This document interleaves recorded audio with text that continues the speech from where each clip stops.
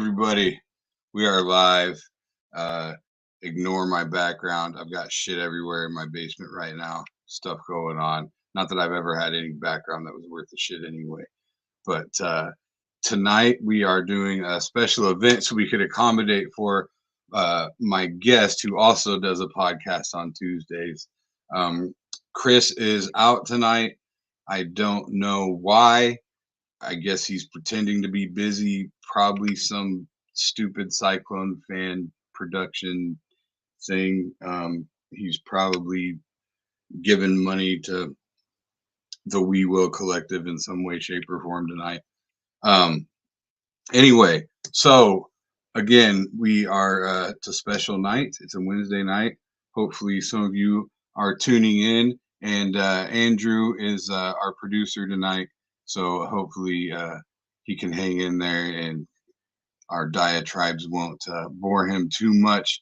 And we're going to have questions tonight too. So anybody that's watching live, 4 or 5 of you, feel free to ask a question. Andrew, just pop those up when they come. I'm not going to be able to see them unless you do that. So without further ado, we are going to bring on one of my best friends in this business. I met this dude.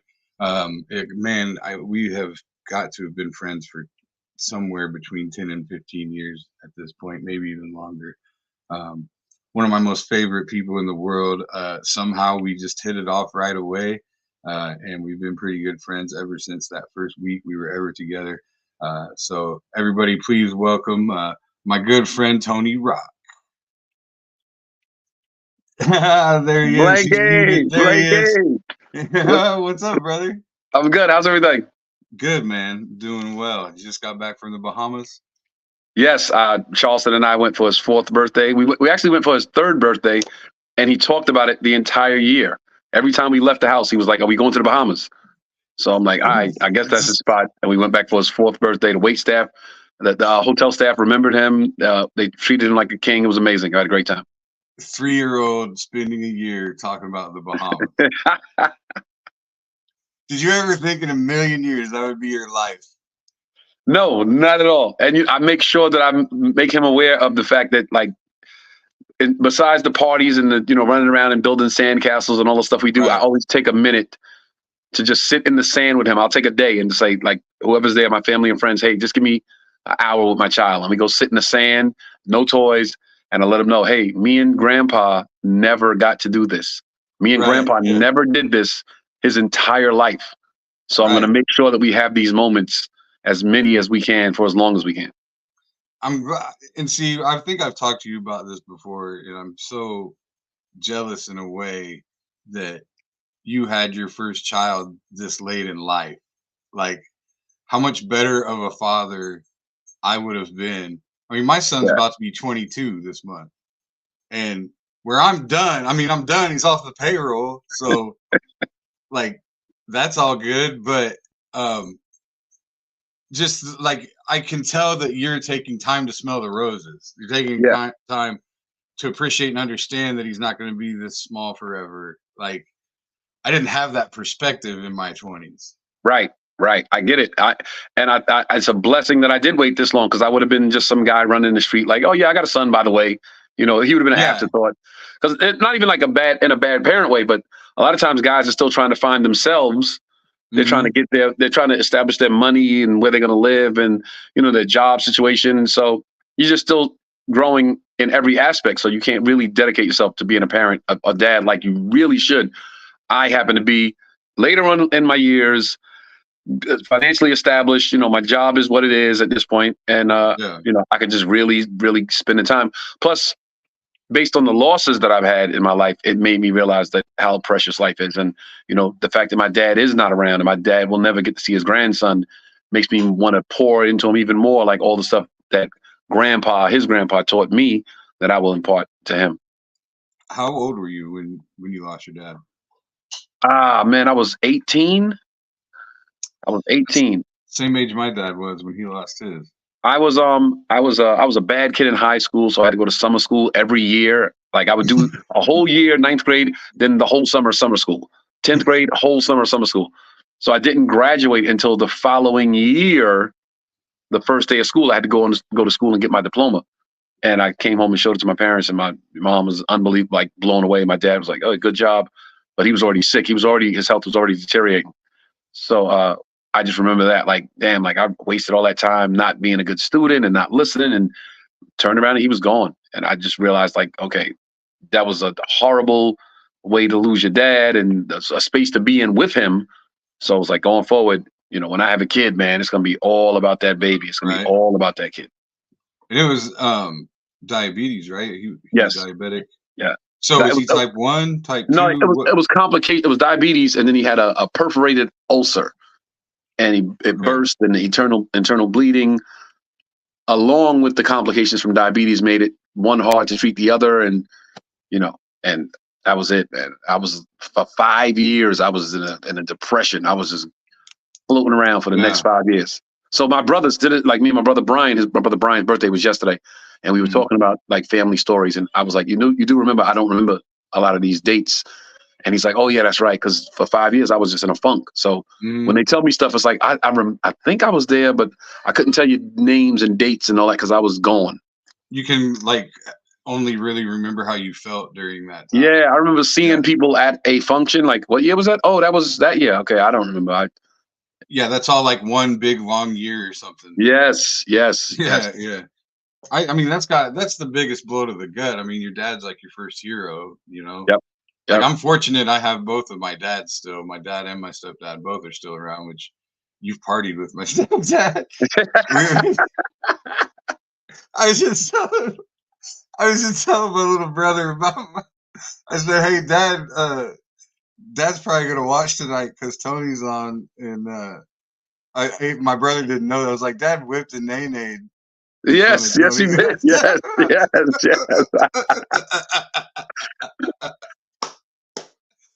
Oh man! Look, people are gonna watch. Like, how the hell do these two know each other? Like, we got stories, man. We've traveled. We got stories for sure. That's what's, and we'll get into that. I don't want to miss this topic yet, though. I don't want to lose this topic yet. But, so your dad being diabetic, which, it's been a year now since I was in the hospital, and like. I know you sent me a message last year when I was in the hospital. It was about a year ago, these past 2 weeks. And that's what I had pancreatitis. And the reason I got it, well, I was, partying a lot, but also, which you're to blame probably for some of that. But also, I didn't have the baby then. I'm sorry. Yeah. But also, I'm diabetic now. The reason I got pancreatitis was because I was diabetic and didn't know it. Oh wow! So wow. I got which I have type 2. I don't know. Did your dad have it his whole life? I believe so. Yeah, I believe so. I always remember him being cautious of what he ate. He was like, my entire life, he was always cautious of what he ate. Was he on insulin and stuff? No medication. No insulin. No. Okay, gotcha. Yeah, so that's where I'm all my numbers were way up there when I was in the hospital, but like I've got everything. In fact, I just got my A1C from the doctor today, and I'm under the diabetic range, so I'm doing what I'm supposed to do. But I was just curious. It's funny because when I got that diagnosis, you were literally the first person I thought about. Oh wow! Like, when I found out I was diabetic, you were literally the first one because of your dad, and I remember talking to you about it. And so, like, I've been making sure that I change, like, I mean, my son's obviously he's in his 20s, but, I want to make sure I'm around to help him out. You know what I mean? Like, and a lot of it, I've made plenty of lifestyle changes, but I'm still struggling. Like, I'm struggling, like, getting weight off and stuff. And are you exercising? I am, yeah. And I fell off because I hurt my back. A week ago today, or a week ago yesterday, I was walking down the stairs and stepped on a dog toy, and my feet went out from under me, and I just landed straight on my back on the steps, like nothing to break my fall. It was like a car wreck, just all the impact. And so I've barely been able to move for a week. I gained 10 pounds in the last week. Oh wow! I haven't moved. Like, diet and exercise, man, is very, very important. If anybody's out there listening with diabetes, It's not the end of the world. You can live a normal life. It's just Exactly. making some changes to your diet and get some exercise in every once in a while. You know, I started the foundation because of my dad as well, the My Rock Right. Foundation, and that's just to Exactly. educate people about diabetes. So it's just a lifestyle change, and you'll be fine. Like it's not. Don't be afraid and panicked. You don't have to go on medication immediately. Just diet and Right. exercise. We should do like a Beatus tour. We could do like a diabetes education tour, and I'll just go. I'll be like, hey, I'm diabetic now. Here's 45 minutes of jokes that have nothing to do with diabetes at all. And then we'll just put like pictures of Wilford Brimley up, and you know, Wilford Brimley. we'll just, that's my. It's crazy. Do you have a system like when you're writing? You've always struck me as somebody that mostly just writes on stage. Yeah, I do write on stage a lot. Yes, but I also like, go ahead. Sorry. I also put pen to paper, and that process is like, okay, what's the thing I want to say? What's like? It's almost like high school. It's like, what's the aim? And then the bullet points I want to make sure I get to in this particular topic. But then I'll take that on stage and write it on stage as well. Right. So but you're going up with a premise more or less. Yes. And you have something you want to make sure you hit. Yeah. And a lot of times when I'm doing like workout rooms, I write a bunch of premises on a sheet of paper and I take it out on stage and go, okay, here's a premise, and just throw it out and see what happens. And a lot of times I get really good stuff from doing that. And your podcast now that's on Tuesdays? Every Tuesdays Tuesday? at 6:30, live from the green room. Thank you for mentioning that. Yeah, absolutely. You might get one or two listeners. Yes. Off of this. Like this is where I'm fortunate. I can have, because you're on here, you're obviously helping me way more than I'm helping you. Like ain't nobody's going, hey, did you see that guy Tony Rock on Bill Blake's show? Nobody's gonna do that. So, you might get one or two. One or two are welcome. But anyway, so do you find, what is that, just comics talking about comedy? I mean, what's the theme? Well, the thing, it started like this. So I would do the shows on the weekend, and then after Sunday's show, we would sit in the green room, and I would go live on my Instagram and just talk about the weekend. Like, if we had something interesting happen during one of the shows there, like Friday, 10 o'clock show, you guys missed it. It was on, and we would tell the story of what happened. And then we would let the wait staff in on it. It like kind of morphed into something else where the wait staff would come in the room and they would tell us about all the crazy things that happened that weekend that we were working that we didn't know about. Right. And then one of my friends called me and said, hey man, I was watching you live and I watched it the last 2 weeks in a row. That's a show, because nobody knows what goes on in the green room. Right. And I said, damn, that's true. So that's why we call it live from the green room, because it's an insight into the things we talk about in the green room. Comics is talking, comedy, whatever, because very many topics are covered, as you know, in a green room. Yeah, it's that's not like my favorite part. Right. So we literally go in every Tuesday and it's like, does anybody have anything? You got something? All right, we'll start with that and then we'll see where it goes. And then sometimes we have guests on that take it in a different direction. So it's a lot of great conversations. Yeah, that shit's that's always been my favorite part of comedy, and we've brought that up before, like how unlikely our friendship is, and it's all because of comedy. Like, right, like us even meeting each other in the first place is outlandish to even. It doesn't even make sense. Like I remember you doing Todd and Tyler in Omaha. Yeah. One time, and I get a text from you, like, we're talking about you on the radio right now, and I just hear you saying something, and then I hear Colleen in the background. Well, he's friends with Bill Blank, so blah, blah, blah. And born and raised in Brooklyn, born and raised in Des Moines, Iowa. It's just weird. Hey man, because comedy is comedy. Funny's funny. Right. But how many people have we worked with in our careers? It's hundreds, thousands. Yeah. And like, it's funny how, we're not that far off in age, but like me and you hit it off right away. Like we were just a hang right away. And that's just amazing to me. Because in a way our backgrounds are similar.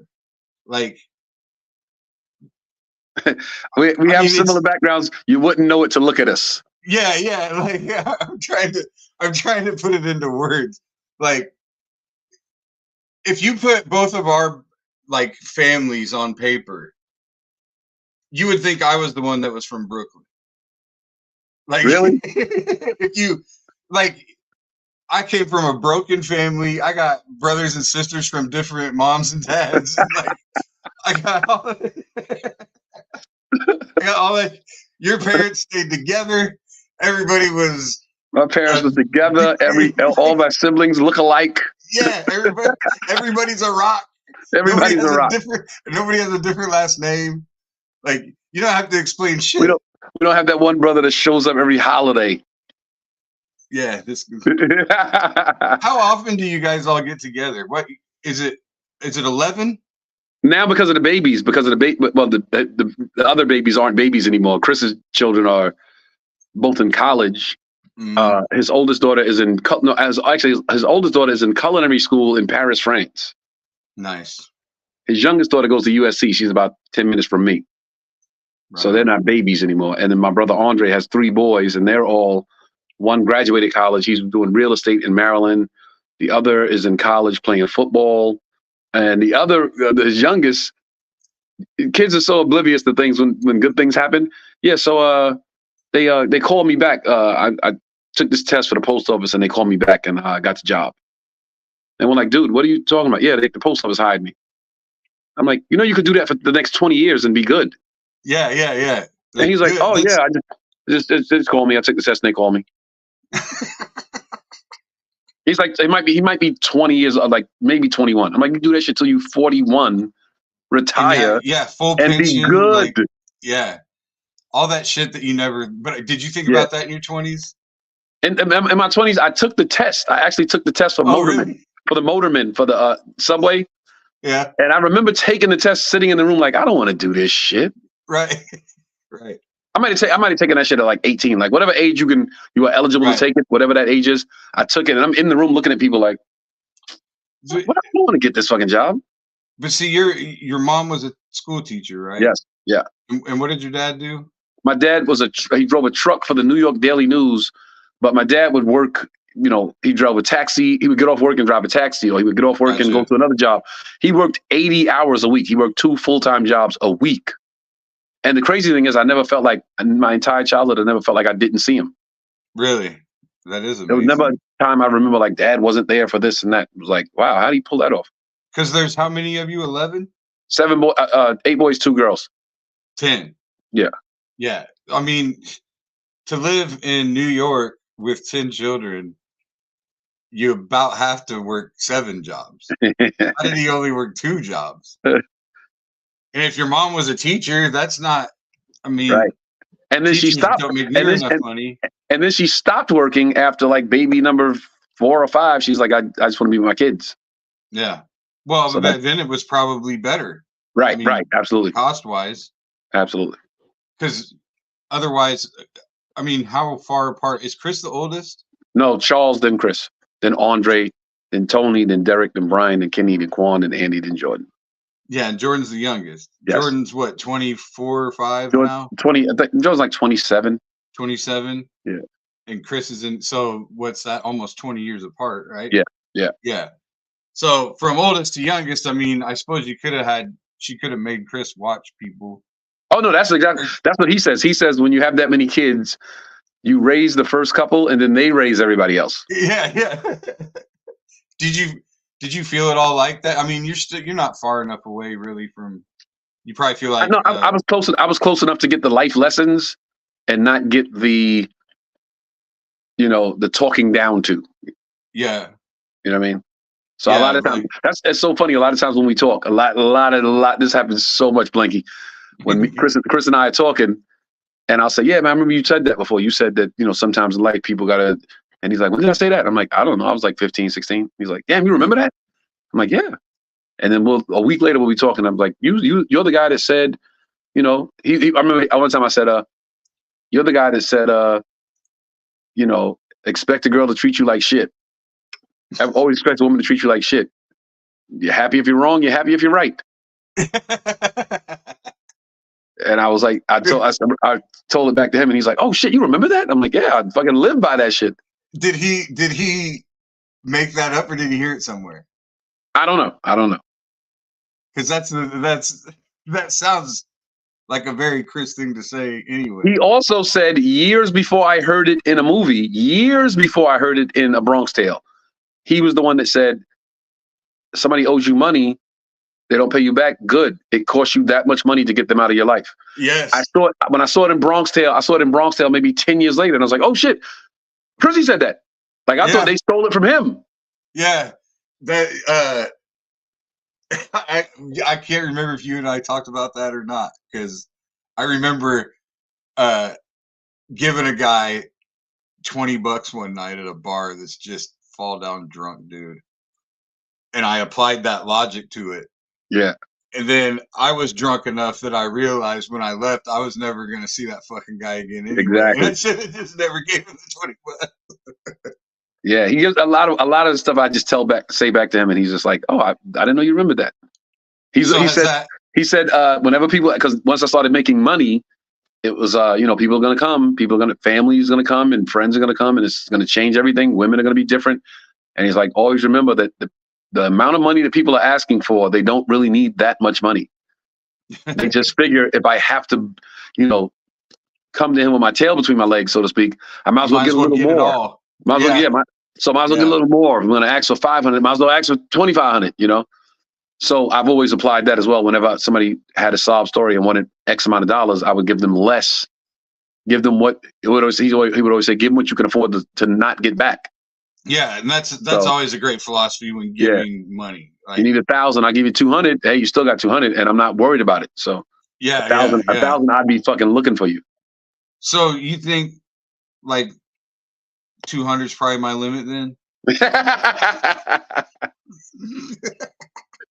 Nah, you good.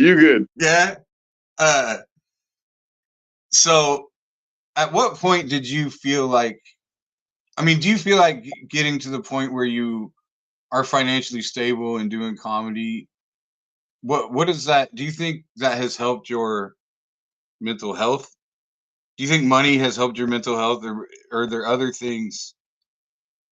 Like, you lose your dad when you're 18, you've got an older brother who is one of the most, if not the most famous comic, arguably, in the world. Right. So, how much imposter syndrome do you have? I know how bad my imposter syndrome is. I bet yours is through the roof sometimes. Sometimes, but that was early on. When early on, it was and that's exactly why I did it. I tried to do it the right way. I tried to do the open mics and do the bringer shows and do because if your brother, any sibling helps you get further along, then you don't get the respect and the credibility from your peers. I remember you telling me that Chris told you, like, don't expect shit out of me. Yeah. Basically. Like, I'm not going to do anything for you. If you want to do this, this is on you. And then once I got, my legs under me and kind of started figuring out how to do this, then I was the one that said, no, I'm good. I don't need anything. And I'll work it out. I'll figure it out. So, not a strong sense of imposter syndrome, but every once in a while, in the beginning, it was, I know why they're looking at me. I know why they're letting me in the meeting. I know why they let me in the audition. I know why. So it was that kind of, that kind of. It was more so getting to where you didn't apologize for that. Right. Because you're delivering the goods. And right now I'm 25 plus in. I'm 26 years in. It's like I think I'm here now, the guys. I don't think it's Chris Rock's brother at 25 years in. No. Been in some stuff. I've written some stuff. I've sold some stuff. I've done some things. I think you can call me you can just refer to me as Tony now. When's the last time you ate a dick? Like, okay, actually, when's the last time you ate a dick and you were getting paid? I remember doing a college, and this might not be the most recent, but I remember this one because I remember thinking, like, fuck, they paying me for this shit. I was doing a college somewhere in Midwest, and they were just there because they were giving out free tickets, so the kids were there on their phones, and guys are talking to girls up in the back of the auditorium. About it. Right, about it. And it was one of those shows where it's like, don't talk about drugs, don't talk about sex, don't talk about. So I'm just like, hey, you guys, why don't we put our phones away and enjoy the show? And like, I'm trying to just talk to children. Like a school teacher. But these are 20-something-year-olds. They're, they're like, fuck you, dude. Like, we just here because we was trying to get out the dorm room. Mm-hmm. You know, I was a guy just standing there for all intents and purposes. They didn't care who I was. They didn't care about no credits. Oh, you're and I remember I remember the back of my neck sweating, and I'm just like, man, like how much more time do I have to do? And I remember saying to myself, and they fucking paying me for this. Like I feel bad that I'm going to take this money. I just had it happen. What happened? I did a post prom. First of all, I shouldn't be doing a post prom. Right. Like I can't relate to 18-year-old, 17, 18-year-old kids, especially in small town Iowa, you know? And these post proms, they're all being held hostage. They don't even really want to be there. Yeah. Like it's just the parents. And trust me, their parents love them. They raise so much money. Your parents are trying to keep you from fucking, okay? You heard it from me first. 100%. They're trying to keep you somewhere where you won't fuck or get drunk or do some illicit drug. That's exactly what it is. And they think people that fuck and do illicit drugs are going to entertain you. 100%. And the thing is, here's the only reason. I mean, I'm still thinking about it. Like ways I could have done better. And it wasn't horrible by any means.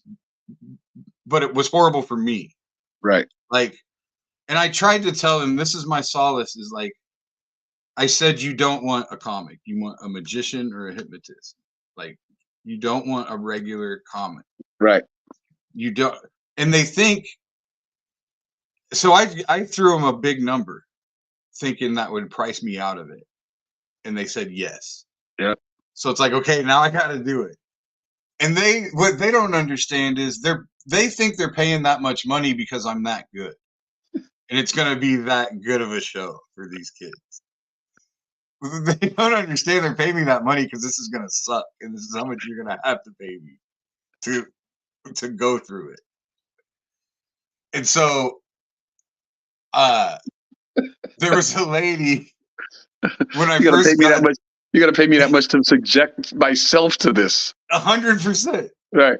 And there's this lady that kept thanking me passive aggressively for keeping it clean before I went up on stage. Like I get there and I introduce myself. Oh, thanks. Thanks again for keeping it clean for the kids or whatever. And I go, oh, that's not for the kids. That's for you guys. Right. Right. It's like you guys, the kids are fine. I was like, you guys are the ones that get uncomfortable. Kids will be great. It'd be great if you guys weren't here. Like, this is a true story. I did a college one time, and I get there, and they said, "Hey, did they tell you about the Chris Rock rule?" And I said, "No, I was not made aware of the Chris Rock rule." And they said, "Yeah, we had Chris Rock here about, say, 8 years ago." And we told him specifically, you can't curse, you can't talk about drugs, you can't talk about sex. And he walked right out on stage and said, yeah, so the school told me not to talk about sex and drugs and curse.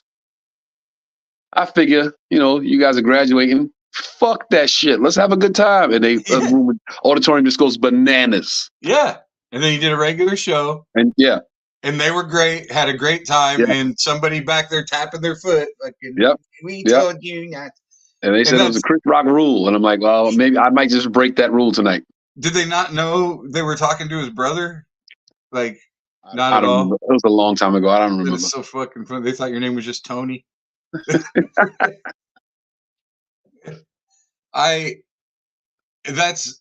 so that's what I did. I got up. I did kind of a version of that in a way. I said, this lady has thanked me 100 times for keeping it clean for you guys. And I just want to know how many of you are 18.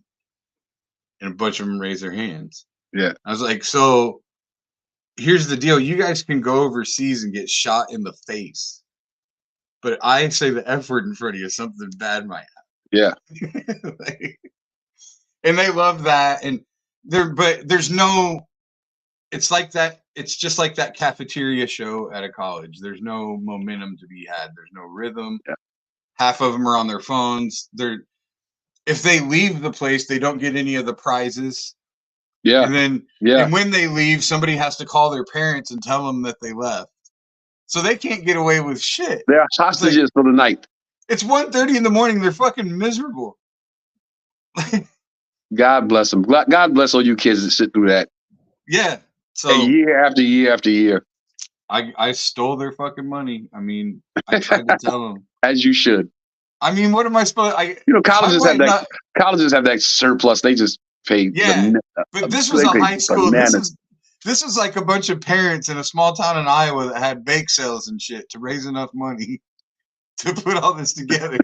And they gave me more than $1,000 to just eat a dick for 30 minutes.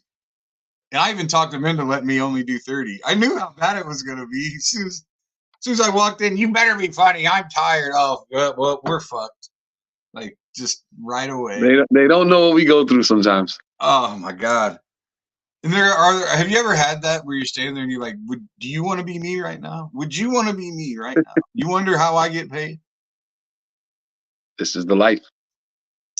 So, I'm trying to remember the last time. It was Omaha last time we were together. Was it? Or was it Kansas City? Oh, it was Omaha. It's been a long time since Kansas City. Kansas City was the first time I separated from my wife.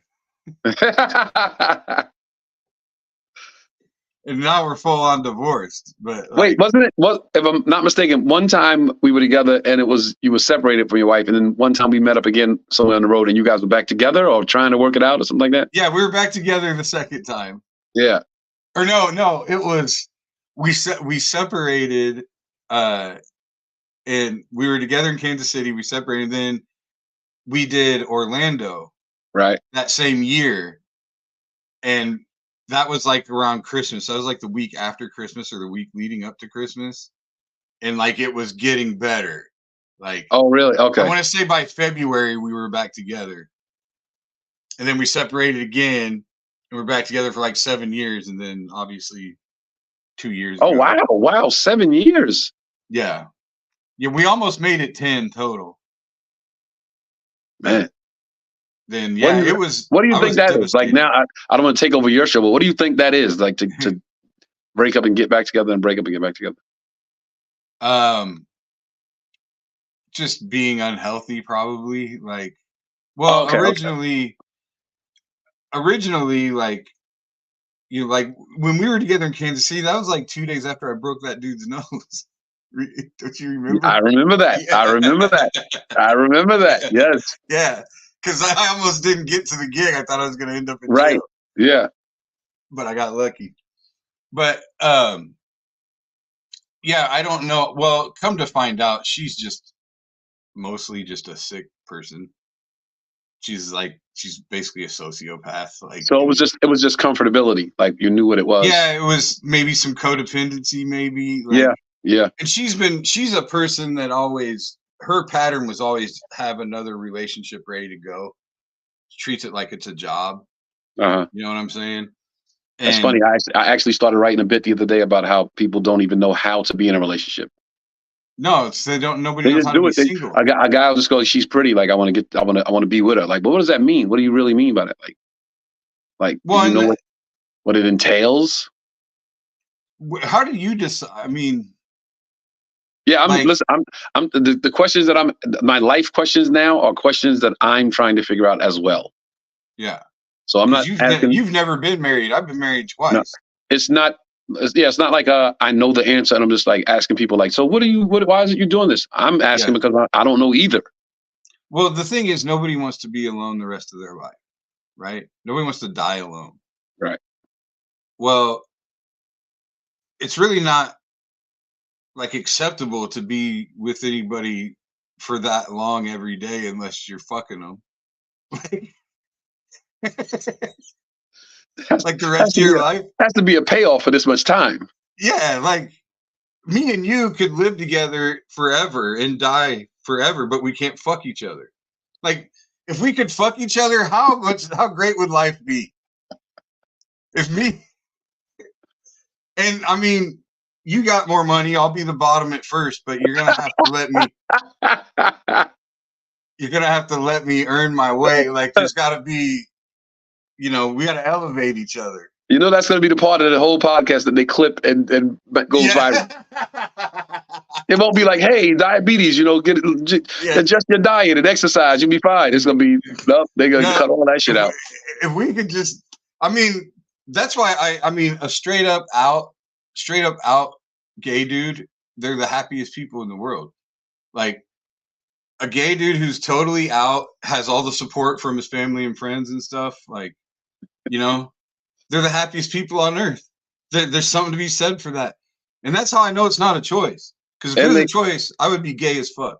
And financially, I don't know what the secret is, but every time I watch House Hunters, the gay couple's budget is way more than the straight couples. That's called disposable income. The gay couple's budget is like, oh, they're looking for about 7 bedroom. Our budget should be about 3.2 million. The straight married couple's like, yeah, we got 280,000 for. Because we only got 2 mouths to feed, and that's it. That's 100. Like every time, like my little sister is gay and married to a woman, and they're doing the like in vitro, like they're trying to have a baby, and I'm just like, why would you do that? Right. You've got nothing to worry about but each other. But I mean, she has a son. Her wife has a son from a previous relationship, so. Oh, they want their own baby. Yeah, there's already a kid there, so I mean, I get it. Yeah, I get it. But like, yeah, like when gay people are all about having kids, and it's like, is it just to say, like we want to be able to have kids just like everybody else? Like, is it just, do you really have that instinct that badly? Because to me, I'm like, you got it made, man. Like. Why would you bring another mouth to feed into this? Why would you do that? I guess it's a normalcy thing. Like we want to, not that it's not normal. Not that it's not normal. I don't want no flack. Yeah, but I mean, it's the only way to put it.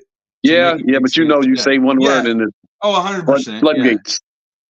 100%. But we're not going to be accused of people that we're not going to be accused of being people that are like against this shit. So right. I think it's okay to speak freely. But anyway, go ahead.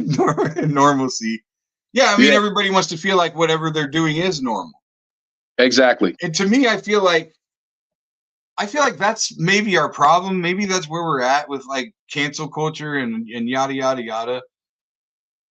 We go out of our way to make everyone feel normal and accepted, whereas they don't have to be the same thing.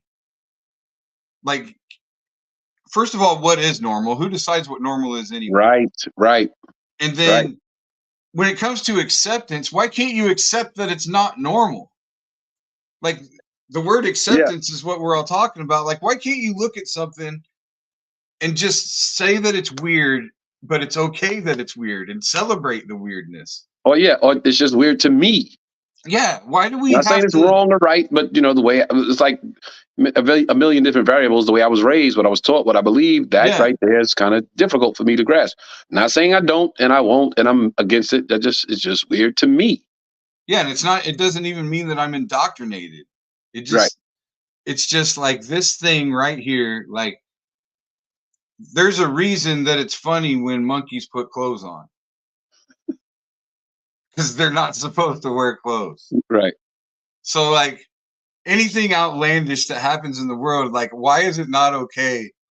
Like, there's no way drag queens started out being drag queens to, like, it's outlandish. It's a show. Like, I don't think that people that were dressing in drag were doing it to make a statement. They were doing it for fun.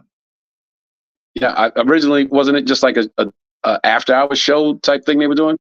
Yeah, I mean, just any time. I mean, now, I mean, if you go to a gay bar now, it's like drag shows galore. That's kind of the main attraction most of the time. And somebody's always, You know, it's like a drag show, lip syncing, you know, doing all kinds of performing and all that. Like, I feel like all that started out just for a good time. And then they're made to feel like they're not allowed to have a good time.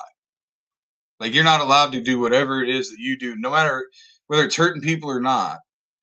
You shouldn't be allowed to do that for a good time. And then it turns into this whole civil rights issue when it didn't have to get that far. It could have been just Right. like, oh, that's fucking weird, but I don't have to go to the show.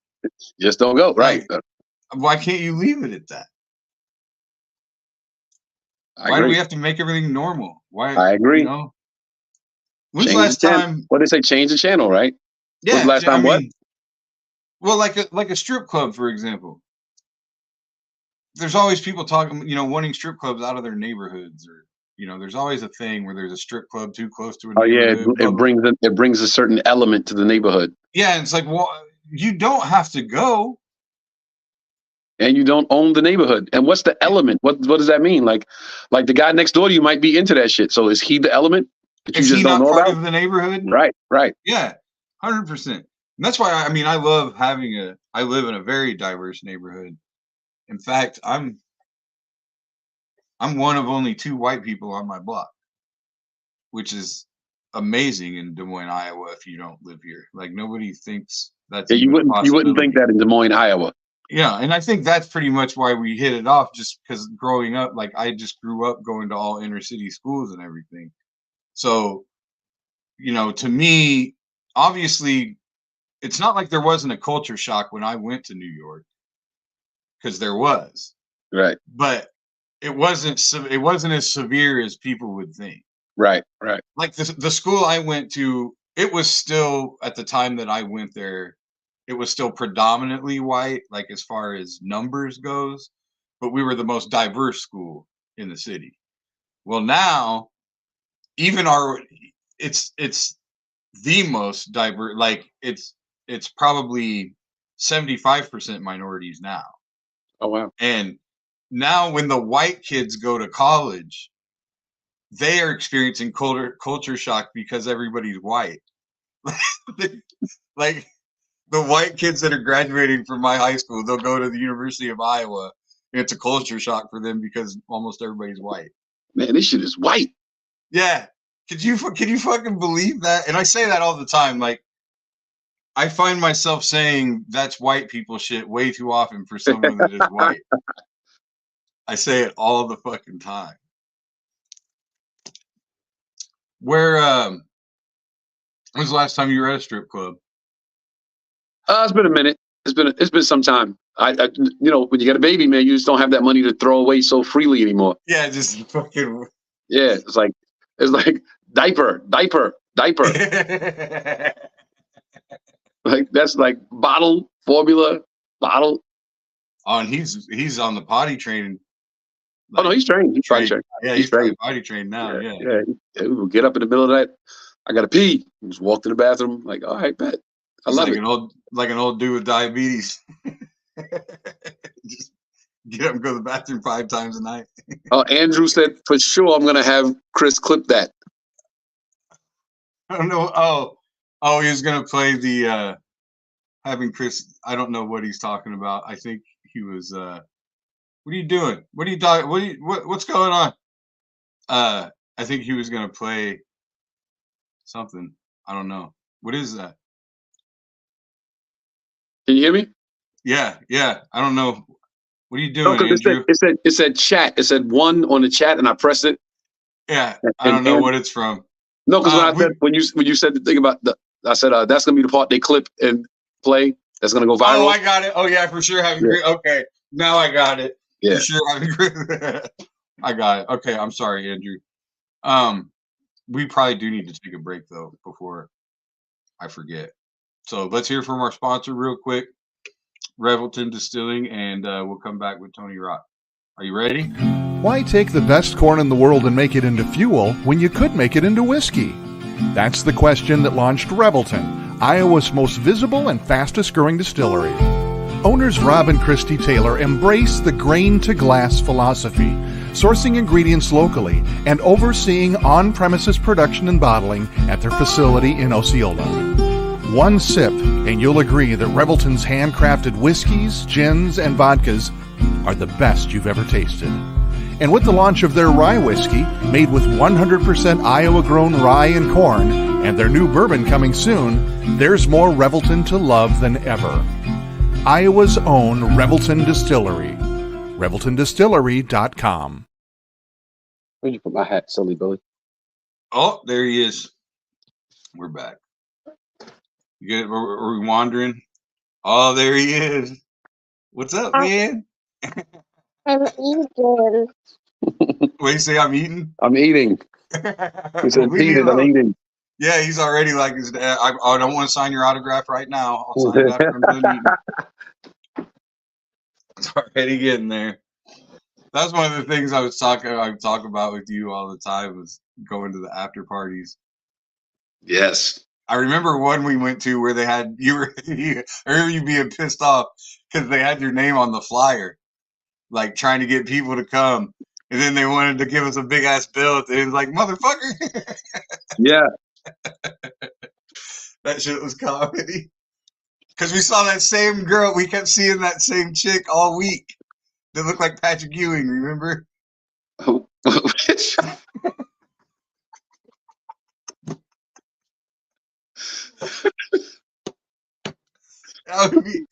All these parties, I always tell people these stories because, like, I will always be like the only white dude, and I would be like, I was always torn between like, do I just like hold on to your arm the whole time, or do I stand here and act like security? Like, I always felt like I was half security. Every time at those parties. A lot of my friends like that. Like, man, like I go out with you, bro. I feel like I can just stand next to you and I don't know what to do. I'm like, but just chill. Yeah. And it was always chill, but like I was always worried, you know, because everybody there thinks you have a bunch of money on you or something. Like exactly. Everybody, and so I always had my head on a swivel. Not that I could have done shit. I just would have done my best, but like just looking around, I was always just watching. I was always like, and that's you never had like a chain on. You never had any right. You know, you never were flashing anything. I mean, you always had like your earrings, but I mean that's going to be a lot of work. But yeah, like a chain or something, somebody can just run by, snatch the chain, take off. You know, like shit like that. So I was always. But I remember that one time. I remember a party in Kansas City. And the first thing you did, because the DJ kept, Tony Rock's in the building. Tony Rock's in the building, y'all. Blah, blah. And he went up and told him, say Bill Blankson. So he said, yeah, give it up for Bill Blankson. Bill Blankson. Nobody knows who the fuck I am at all. I'm just nodding. And then another white dude walks in. And I looked at you and was like, the fuck's this dude doing?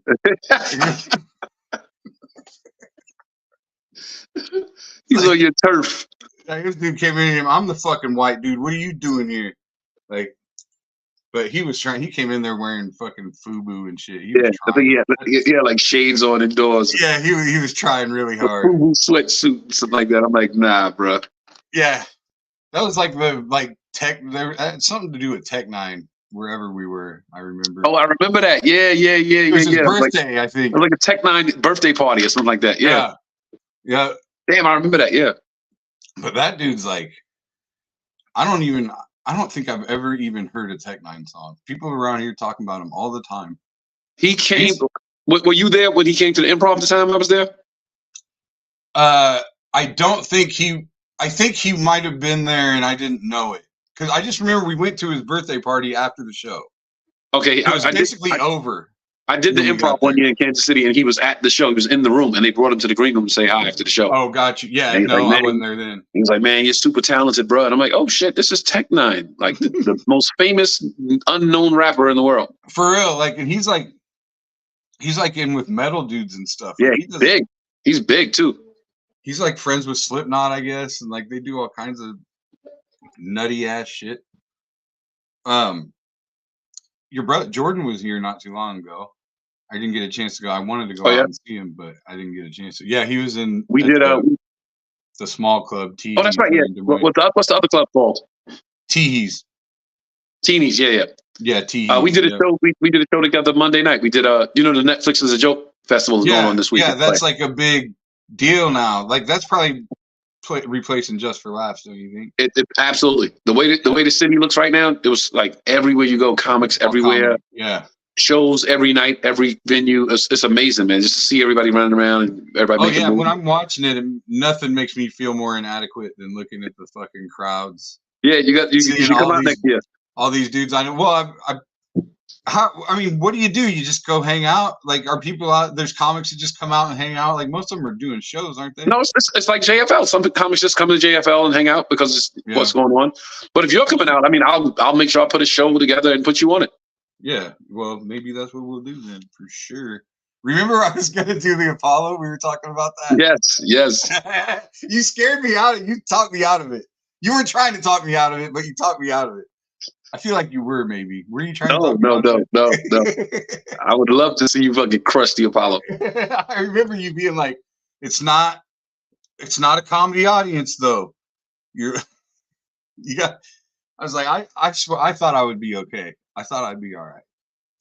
But that's the thing I tell people is like, listen, man, it's an audience of people that come to not like you. Yeah. So you have to win them over. A comedy club audience is people that like comedy. Right. They're like, hey, I know what's going on. I'm a fan of this. I come to see it all the time. I'm very happy to be here. Let's, give this guy a shot. Apollo's like, yeah, motherfucker, come on. Yeah. Yeah, exactly. It's hard to make a person laugh, and they're like this, yeah, make me laugh, man. It's kind of like the Cleveland Improv. Ooh. That could go either way real fast. That was definitely, I would call the Cleveland Improv. Well, now it's a Funny Bone. They've changed all those Funny Bones now. But as far as the chain, the Funny Bone Improv chain, I would have called Cleveland the toughest. That would have been the toughest. I mean, I had great sets there, but that room, dude, there was a fucking armed police officer roaming around. Like, yeah, that's a pretty tough one. One of my favorite things that happened there, I was opening for Shang. Is it Shang? Shang? Yeah. Right? Yeah. Shang? With the hat on? Shang Forbes, yeah. I didn't mean any disrespect. I was just trying to remember. I was opening for him. And I mean, for the longest time, Funny Bones Improvs, I'm the only white guy there at a lot of the shows. And there was like a white gay couple in the very front table. And they had a backpack sitting there with them. And everybody was flipping the fuck out that they had a bag. And like, I go up on stage, they didn't do anything about it while the MC was on. Right. They waited to go talk to him until the MC brought me up. So I walk up on stage to the cops fucking talking to these dudes looking at their bag and shit. Oh, wow. Yeah. So it's like, what the fuck? And it worked out great because I was like, this has got to be the greatest thing in the world. Like, we're in this room full of black people and the white people are the ones the cops are talking to. How fucking cool is that? So I won them over and had a great set, but like, you should have said these two guys are so gay. You heard the phrase "eat a bag of dicks." They actually have the bag. Hindsight's 2020. Ladies and gentlemen, it is the bag of dicks. Well, I'm not, but I would have also been presumptuous to say they were gay. I just assumed. I thought it was like blatantly obvious. I mean, I felt like it was, but you can be wrong. Yeah. Oh my God. I've had a comic. We were in St. Louis. Have you met Joe Fox? No. Okay, Joe Fox was my feature that weekend, and a couple in the front row, black female, twisty dreads, like coming down, kind of around her face. Mm-hmm. Person next to her, bigger, stocky, same color twisty dreads coming down. No, hers were tied up. and here's what coming down over his face. And Joe Fox says, so how long you guys been together? And the girl's like, 3 years. And he goes, okay, so, okay, lesbian couple. How, that's cool. And the dude goes, what the fuck you say? And does this and like, listen, dreads up. And it was a guy. And it was St. Louis. He was hot. Yo, I'm gonna fuck you up, man. And I'm backstage like, oh God, I gotta fight this dude. I gotta go out here and fight this dude. Did he recover? And no, Joe Fox is wrapping his setup. He did not recover. So I come out, I'm like, just bring me up, man. And he brings me on. I go, okay, all right, everybody calm down. I'm calm down. I'm like, where's the guy that he thought was gay? I knew exactly where he was. I go, where's the guy at? Everybody's like, right there. I'm like, oh, you? I'm like, you do look like a bitch. The room exploded. Exploded. He's like, come on, Rock. Yo, Rock, come on, man. Come on. I was like, calm down, bro. I'm fucking with you, man. I said, because I was back there the whole time you was looking at Joe Fox, talking to Joe Fox, thinking like, I don't know if me and Joe could beat your ass. Together, I don't even know if we could beat your ass. Yeah. So I was like, I'm going to keep you laughing rather than have to fight you tonight. And everybody leaving the show that night was like, man, that was incredible. Yeah, everybody's endeared to you. But you're right. You can be wrong. Oh, yeah. But see, that's the thing, though. When comedy has an abrasiveness to it. Like, if you can be more abrasive, you end up being the tougher guy in the end. Like, it's like, it's almost like talking your way out of a fight, not being like, hey, I don't want to fight you. Just they think that you're going to whip their ass. Like, you talked enough shit that you scared them. Like, it's almost like that. Like, I had it happen. Or if you didn't talk shit, they talking the whole time, you like this. Yeah, okay. Yeah. Well, do it then. Yeah, let's go. Yeah. They're like, 100%. Oh shit, this guy's like, he's too calm to not be able to whip my ass. When you're fucking calling their bluff, basically. Yeah. Okay. Yeah, I heard you. Let's go. Yeah. Okay. I had it happen to me in Kansas City, but I was opening for Michael Blackson. And I was doing, do you remember the joke I used to do about Fantasia not being able to read? Yes. I did that joke. And this dude in the crowd got pissed and was just yelling shit, telling me I was racist and shit, because he was like, you can't talk about black people when you're white. And I was like, this is my show, bitch. I'll talk about whoever the fuck I want. And the place just went, like, they were all on my side. Yeah. He was like, he said something, he goes, I bet she's got more money than your bitch ass. I was like, she does have more money, but I can endorse my own checks. And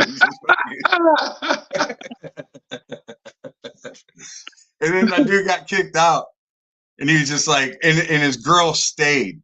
Oh, that's the rest of the show. That's the most humiliating. I love those shows.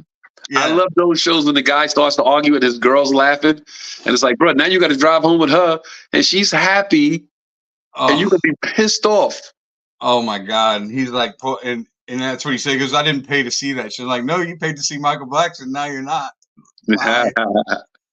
And then his girl, and he said he was going to be waiting for me in the parking lot. I was like, you ain't even going to remember this by the time the show's over. Nice. Good one. You don't know why you're mad anymore. Like, shut the fuck up.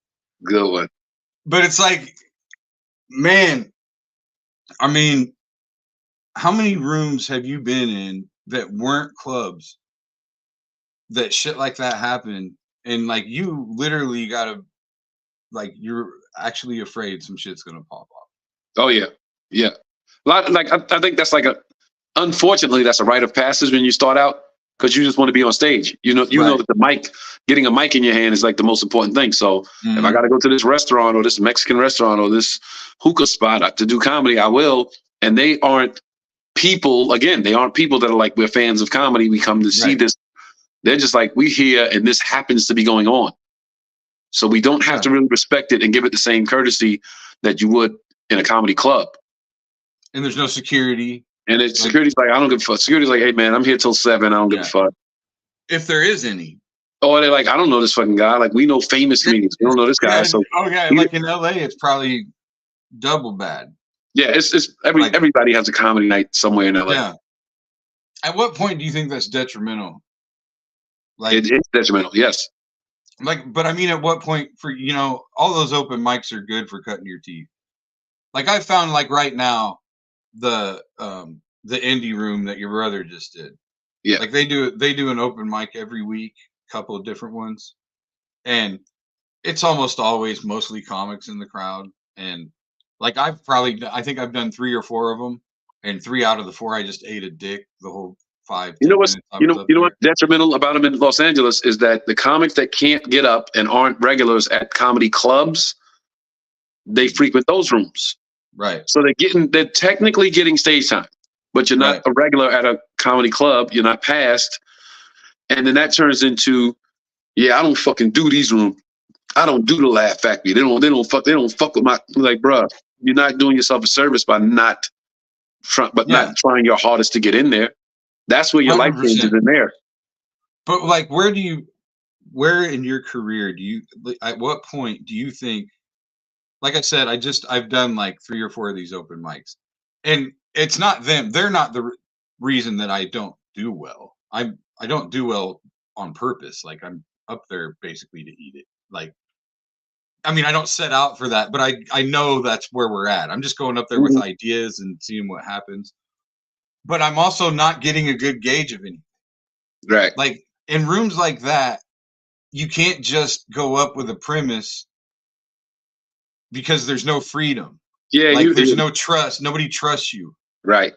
So like, if you're not up there with prepared bits, like, it's just kind of, hey, what's next? And so like, where do you think in your career is the moment where it's like you don't have to do that, or it's detrimental for you to do that? Like, you can't tailor your act to that audience. You got to tailor it to the total strangers. Yeah. So when I started out in New York, there's so many comedy clubs in New York, right? You don't have to do those rooms. You can. It was at the time, I think there was 12 comedy clubs in New York. So for me to do one of those rooms was just, you know, $50. Somebody give me $50 to go up. Somebody's giving you money to do their room, Right. so So they can say okay. Tony Rock did their room. Right. But Yeah. I was past that. I was a regular at most of the comedy clubs in New York. Once I got past at every comedy club in New York, it was years before I went in another room like that. And when I went back, I was Tony Rock. So it was Yeah. like, oh shit, Tony Rock came by. You know what I mean? So I kind of got to dodge that bullet by not being the guy that was like trying to build my stand-up, resume in those rooms. Well, there's still those people. There's still those people that are like, "Fuck the funny bone" type of people. Yeah, yeah. you No, know? that's what I'm saying. Those guys out Yeah, here, it's like, they're don't like, you "Fuck the comedy understand? store." That's the major leagues. Like, Exactly. that's where you're trying to be. Right. Like, it's great that you can do all these shows, and the stage time wasn't that prevalent back when I started, like it is now for these guys, and that's great. I'm glad they have it, but nobody's getting paid. Is there Like, is there a bigger scene out there now? yeah, there's a lot of comics. Like, well, I don't know how to explain it. Like, there's a lot of people doing comedy now. Right. There's Teehees has 2 nights a week that they have, like, they have a Wednesday like open mic where there'll be like 30 people sometimes, Oh wow. and then they have a Thursday that's more like a showcase. And the crowds aren't, it's not a very big place, but they're trying to expand too. I think they're buying another building and they're trying to get a little bigger or whatever. I do like what they're doing because they're fostering a creative environment. Right. Like, a lot of the reasons, like the amateur comics and stuff like that, will say like "fuck the funny bone." It's because the funny bone isn't doing stuff like that. The funny bone doesn't just allow anybody on their stage that says they're a comedian. But they don't understand that's something to aspire to. Like, you want to work at the place that gives you a check every time. Yeah. Like, Plus, sometimes they don't understand. Like, yo, that's a business. Like, the funny bone's a business. Exactly. They have to put asses in seats and get the 2-drink minimum in the door, to make money. Right. So if you can't do that, then not that they don't like you. It's not. Don't take it so personal. It's like, this is a business they're running. 100%. They don't understand, like, that they just how much money it costs just to open the doors and turn the lights on. Right. Then you got staff to pay and all that. Like, a place like Teehees, all they've got is a bartender. There's no server. There's no security. There's no, you know what I mean? Like, people walk up to the bar to get their drinks. There's no overhead happening. And that's why they're able to do that kind of stuff. And so it's great. And I love it. And they do all these theme shows, like fun shows, like a lot of stuff you'll see in LA where they do kind of themes or whatever. Mm-hmm. And it's all fun stuff. but they don't like, like that's not there aren't a lot of people overall that like kind of culture that really like me. Like I think a lot of them think I'm a dick, but it's good. Well, like back, I've been doing this 20, almost 25 years now. So like, a lot of those guys, it was always, I think they have them in New York too. Everybody calls them scenists. No, what's that?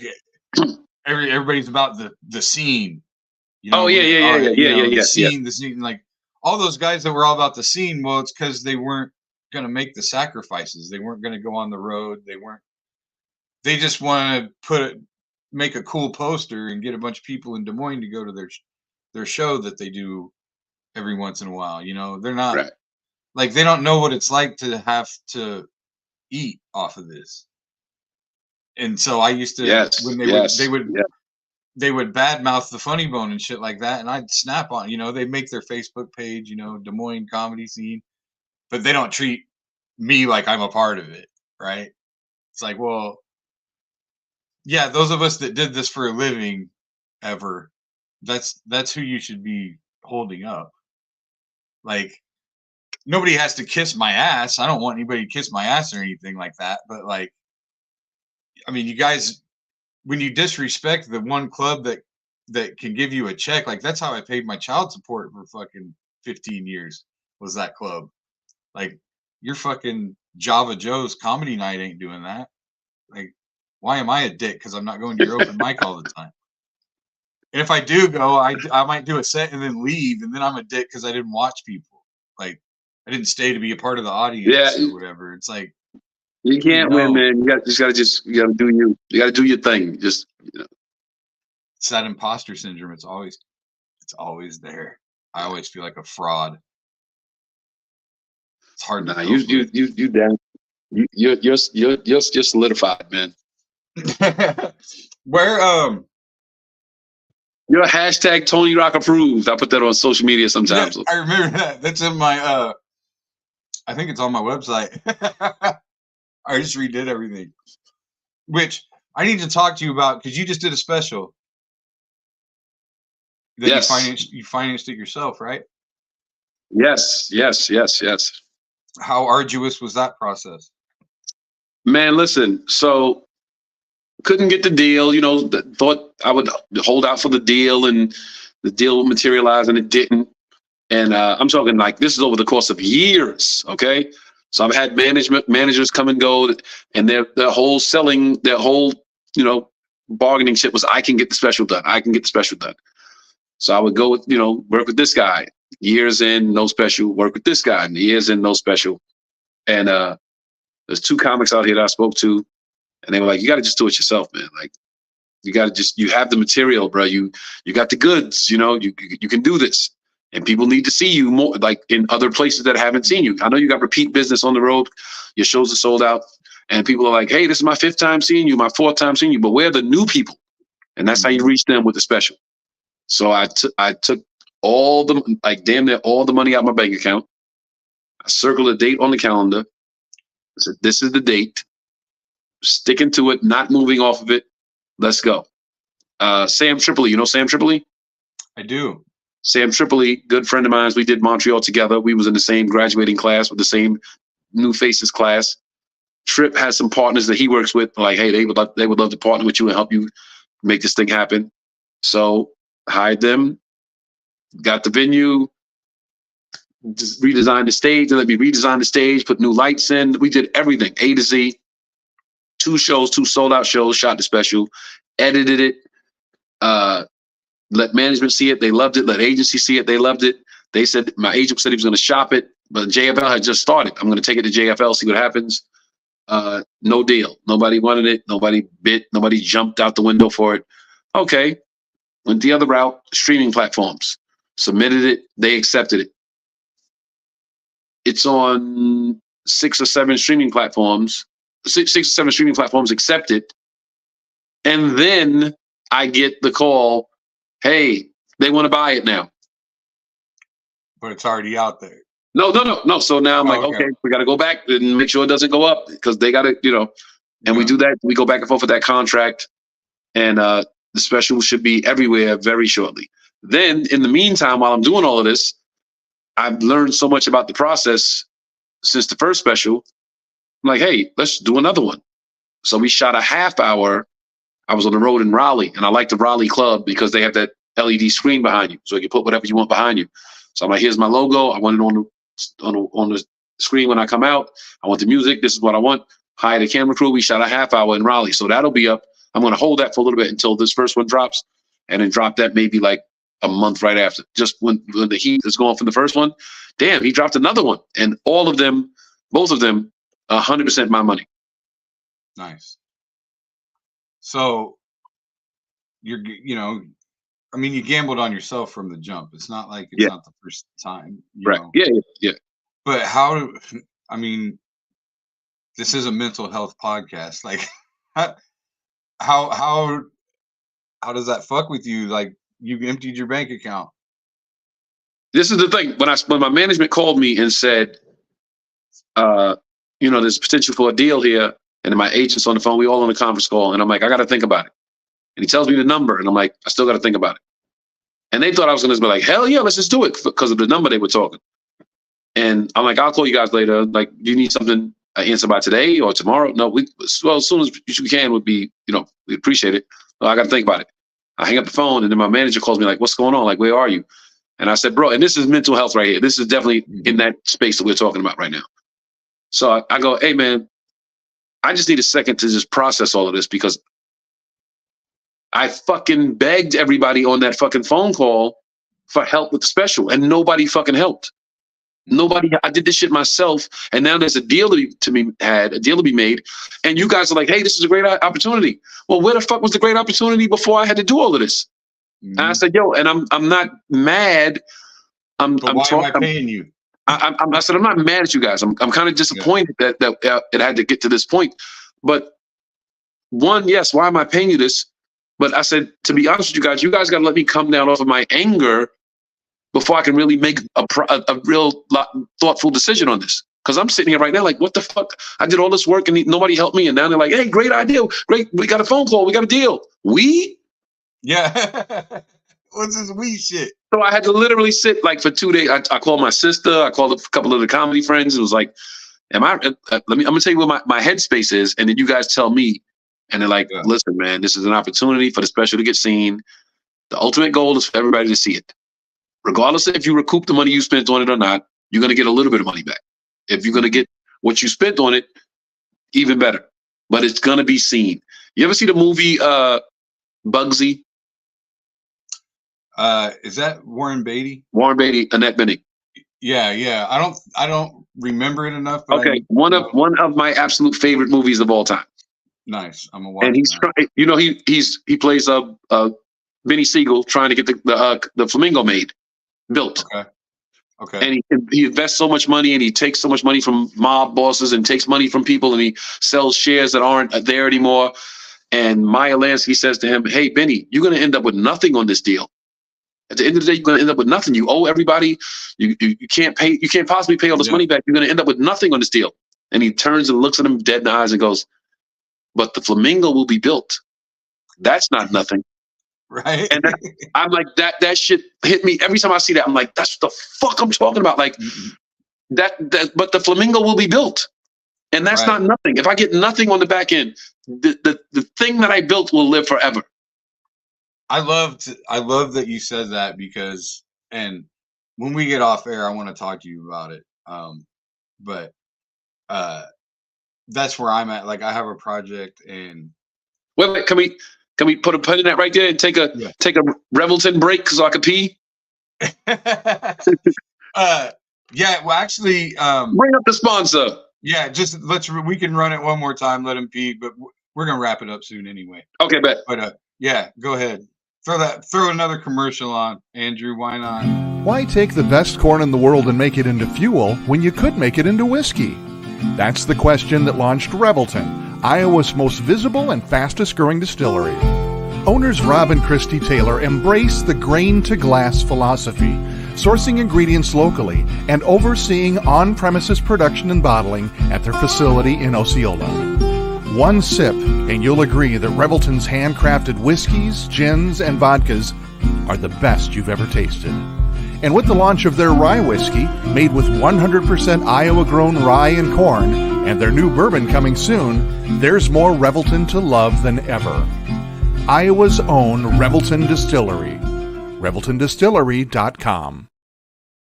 Perfect timing. Look at that. Oh my God, this dude's prostate is healthy. I had a doctor's appointment today, by the way, and he said, he's like, you did all the EKG and blood work and all that stuff, and he's like, so everything's like, you're working out, you're a healthy guy, yeah. You have any trouble urinating? Any problems there? I'm like, no, I didn't know that was a problem. Like, he's like, yeah, some people have problems urinating. I'm like, oh, I didn't. Oh no, yeah. I said, we good. I was at the doctor today as well because when I hurt my back, I went to the emergency room, and this is what's bananas. Like, I have all my medical shit in my phone, right? Like, so when they put something in the computer at the doctor's office or anything, it comes to my phone. I see all that shit.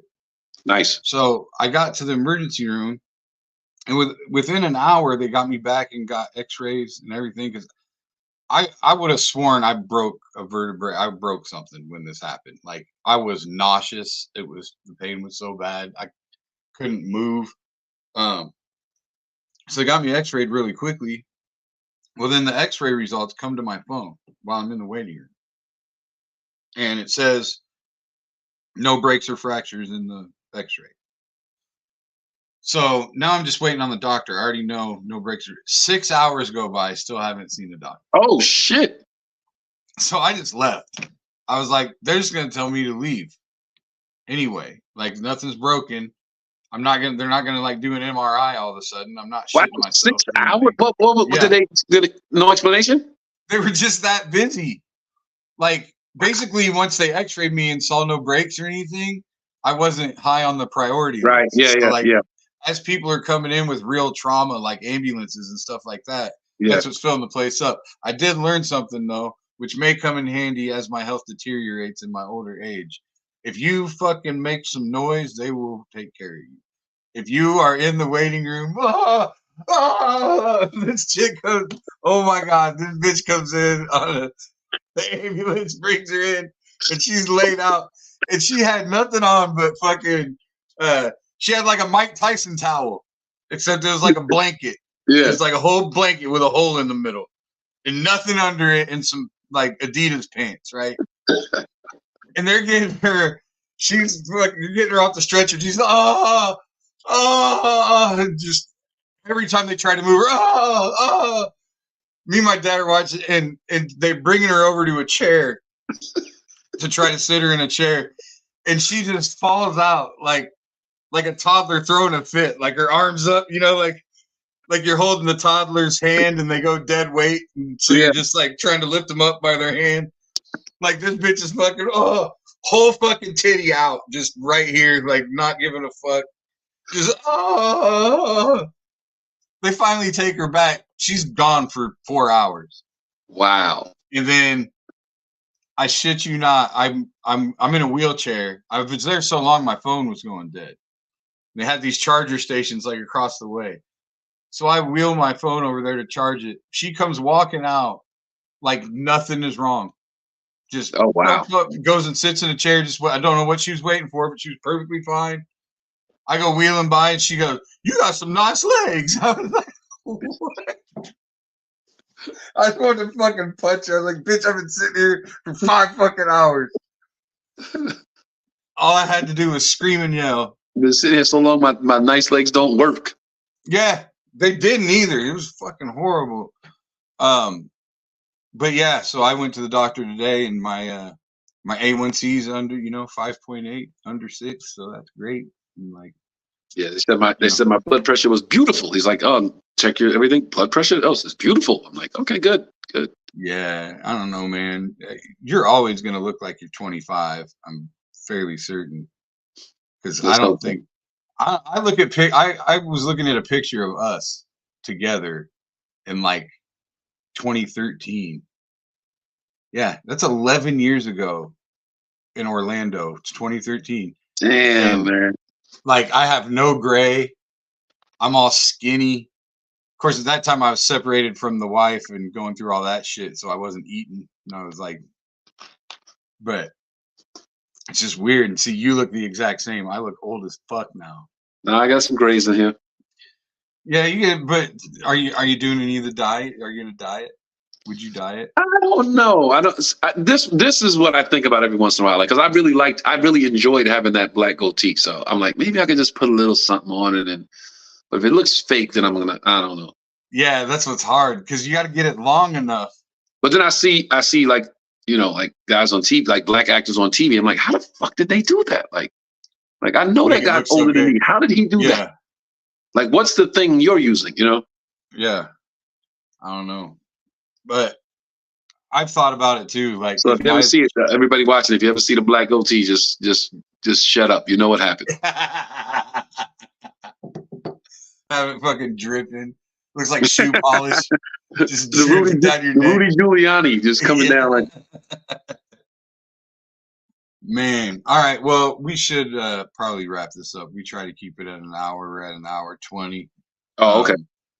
But I definitely can't thank you enough for coming on, brother. And I hope that I get to see you soon. Yeah, absolutely. It's been and just so you, we'll touch on it before I go. Like, cause you said this was the mental health aspect of the show. Like, I'll be brief. So, well, we got time. Don't worry. I called my brother one day, and I'm like, long story short, I'm in a hotel one night in New York City. I'm laying in a hotel. I'm looking up at the Empire State Building. Of all views to have, I had the most incredible view. I'm looking up at the Empire State Building. It's royal blue because I think it was opening night for the Mets. So they always change the color of the Empire State Building. The top is royal blue, my favorite color. I'm looking up at the Empire State Building, thinking about family, friends, all type of stuff. I have a breakthrough. I'm just like, damn, because I was home for a couple of days seeing family and friends, and a couple of people that I had fallen out with and wasn't talking to, and all that, And I'm like, one particular relationship in particular, I'm like, okay, that was like 90 to 90. You've been holding on to that shit for damn near 25 years. Like, bro, you gotta let that shit go. And I realized, like, right there in the moment, I was like, I'm Tony Rock. You know who I am. Like KD said, yo, I'm KD. Y'all know who I am. I'm Tony Rock. You know who I am. I've had great days in my entire life. I've had incredible days in my life, but not as incredible as they could have been, because every day I would wake up and grab that bag of shit and walk into the new day. You know what I mean? So you can't do that. Whoever's watching, you can't do that. You got to clean slate every day. You know what I'm saying? 100%. Like, it's a great way, I don't know, just your maturity level, how that changes. Yeah. Like, yes. Now that you have a son, like you were talking about with the managers and everything and the agents and that anger and wanting to come down from the anger before you made the decision. Like, 15 years ago, you might have just made that decision in anger. 15 years ago, I'd be like, fuck y'all, I'm not doing that shit because y'all should have just, and that would have ruined. I would have ruined an opportunity for myself. So now you gotta take your ego out of it sometimes. Like, look at the business aspect of it. I have a cousin that lives in Dallas, Texas. We had fell out years ago over some money that he cost me. I never got it back. Every time I saw his parents, they would promise me my money back, and I never got it back. And that's neither here nor there now. And we talked, and we kind of buried the hatchet, so to speak. And then he called his sister the next day and said, hey, I saw Tony, cousin Tony's in town. And I went to a show and he was great. And we hung out and went to dinner afterwards. And he said, I don't know what it is about him, man, but he has a calmness about him that was like, it was impressive how calm he was. And I said, hey, man, it's the baby. It's the baby. I'm not trying to fight nobody. I'm not trying to yell in the street and argue with no girls, none of that. I got my baby to get home to at the end of the day. And when I'm on the road, even more so, because I got to get back to him in another state. Yeah. So everything is like, hey, man, it's okay. It's fine. The money, I never got the money back. Don't worry about it. I've made it back 100 times since then. Yeah, it's so far in the rear view. Yeah, it's like, bro, I'm not going to wake up tomorrow and that shit will not be a thought of mine tomorrow. Well, I was just this is what I tell my son, because, my son's a professional wrestler now. Right. So he's doing all this beginning stage shit that's the same as like we were doing the open mics and all that. Like, Yeah. he's doing all this indie wrestling and stuff. And I try to tell him, because as long as I've been in comedy, I've got a lot of friends that have elevated and elevated and Mhm. elevated, you know, but only so many of them are still answering my text messages. You know what I mean? Like, you know, you're one of them, Brad Williams, Ian Bagg, you know, those guys. Right. You know, I can always count on getting an answer, you know. And what I told my son was, like, when it's all said and done, it's gonna be the relationships that matter the most. Right. So no matter where you're at right now, just cherish it, do what you can to maintain these relationships, because And also, can I piggyback on that? Tell your son, and you know this, enjoy this part of it. Enjoy this Mhm. part of it, the start out part, because once it gets to the where you envision it to be, then it's business. Mhm. And you won't have the time to just sit with a friend and talk 100%. about whatever, or have a drink and Mhm. just sit outside and chill. Now it's like, I have to be here at this time. I have to do this at this time. These people Mhm. are calling me. These people are coming over. Then once the business takes over, it comes into it, it plays a bigger part. The fun of it diminishes a little bit. Yeah. That's why you Definitely. have to, and that's why you have to nurture the relationships. Like you and I could be as busy as, you know, I could be on TV tomorrow shooting all day, Yeah. but if you text me, I'm like, okay, this is a fun part from the beginning that I still get to hold on to. 100%. The business can't fuck this up right here. You know what I'm Yeah. saying? Right. 100%. So like I will, that's why I always cherish those friendships, and I always make sure I try to, you know, nurture them and keep them going. Like you send a text and I'm like, Blanky, love you, man. I gotta call you back. Yeah. Like, but I Yeah. know that like that's from when it was fun. Yeah. You know, comics in New York this weekend has been so much fun because I've seen so many comics from when I started in New York. I'm at clubs and it's like, oh my Ain't seen God, him yo, for what's up? years. Yeah. And it's like, I just remember how much fun it used to be. Oh yeah. Well, and then like, and see, that's a change I've noticed in you is 13 years ago, you wouldn't have told me you loved me. You would have said, that's fucking gay. And now, and now you're like, love you, Blanky. In fact, the night of the slap, I hadn't Yeah. even seen it yet. I just knew it happened. Yeah. All I knew was on Facebook, so these people said some shit. I hadn't even watched it, didn't know shit. I sent you a text. I was like, was I the first one to text you?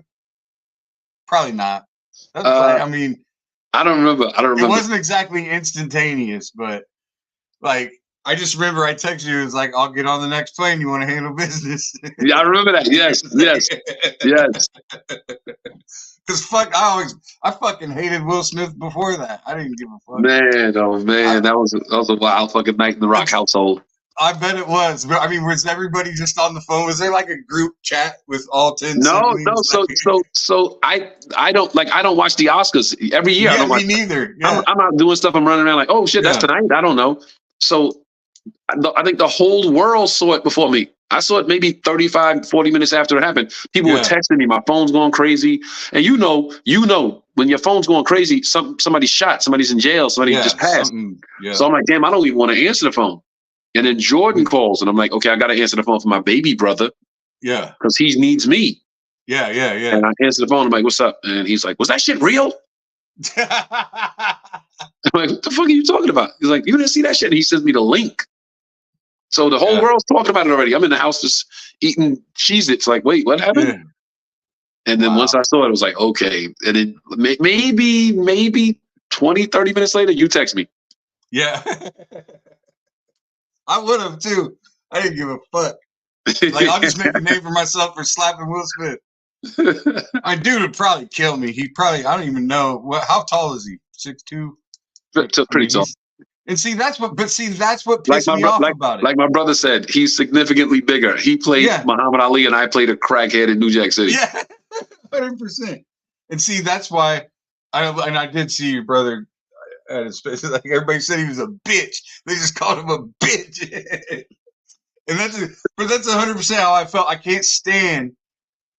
It's like I told everybody, if that was The Rock and not Chris Rock, he Yeah. wouldn't have said shit. Yep. He would have just sat there. Yep. Yep. And that's the difference between me and him. If I was mad, I would have slapped The Rock. I'd have been like, all right, I'm going to get killed by The Rock tonight, but I'm going to fucking slap him. Right.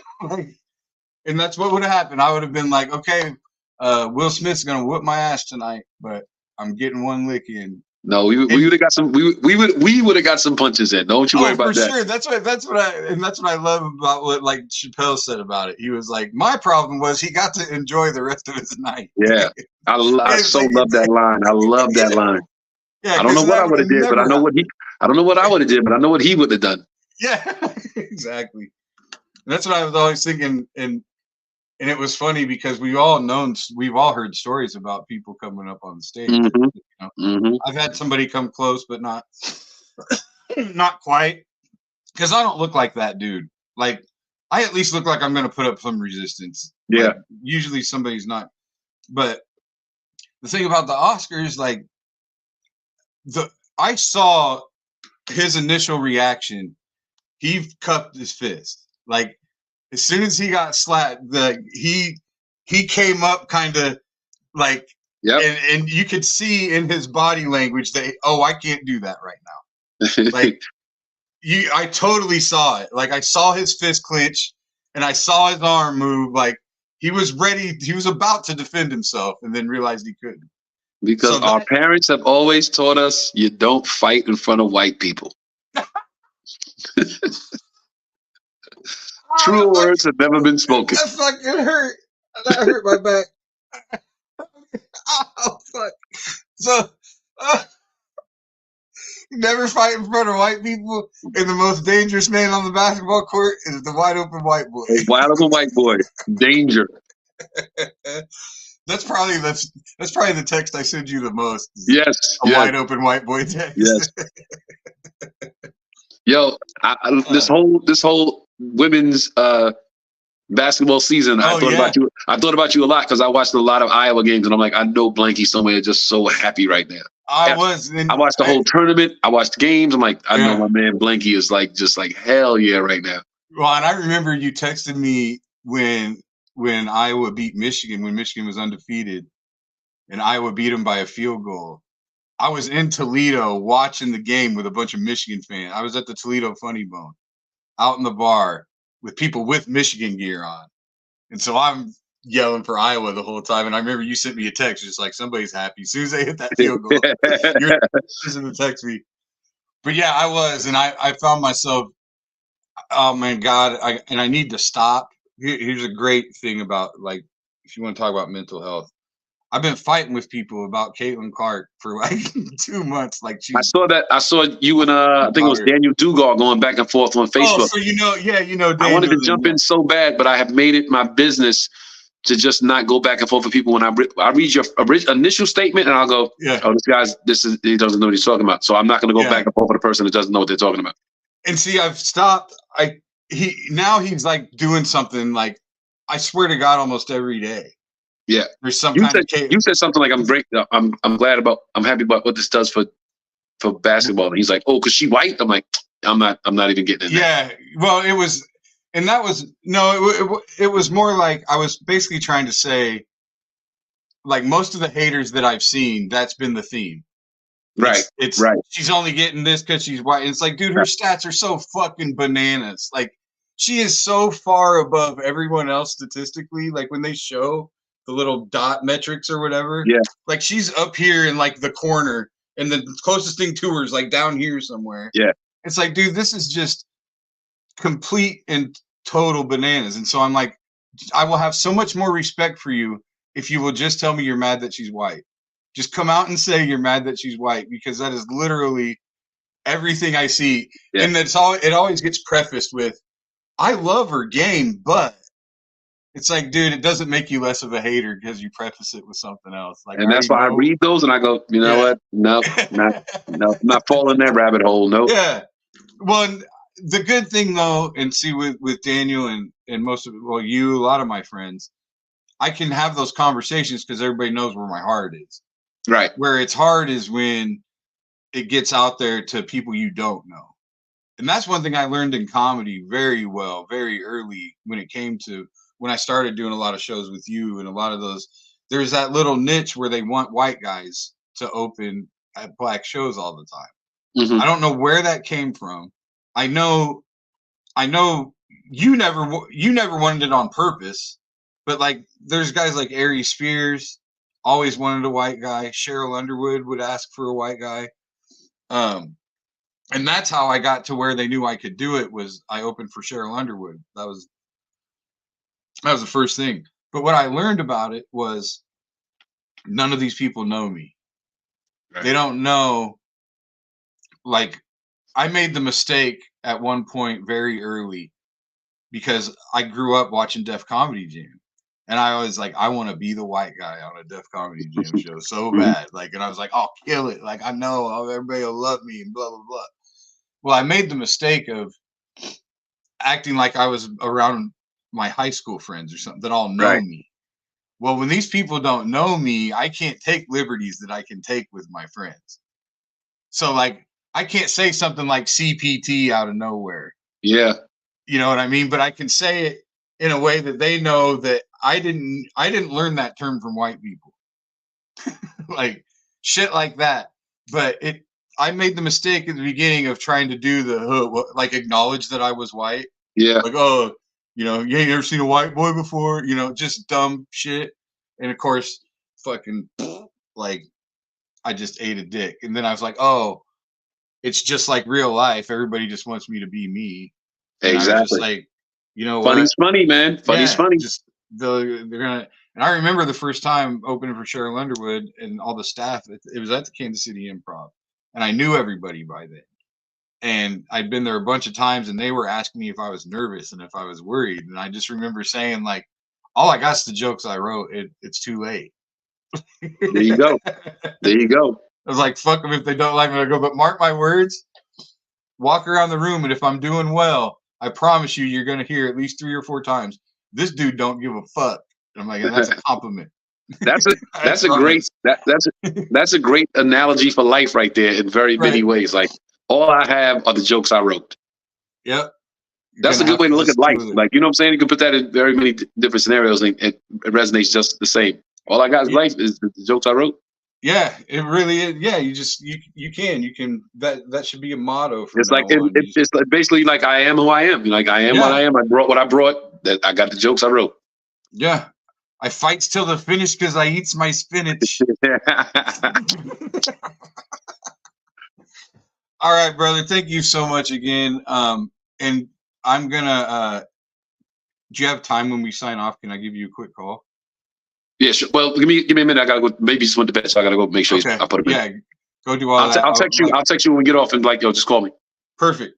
All right. But once again, I love you, and love you, man. You are one of my most absolute treasured relationships that I have. And I hope that as time goes on, we get to spend a lot more time together, like in the physical sense. Absolutely. Without fucking. Absolutely. Without fucking. I promise that's gotta be the new thing now. We gotta. Well, I'll see you soon, brother. I appreciate you, Blakey. Thanks, man. All right, man. I love you, man. Be good. Yeah. Peace, everybody. All right.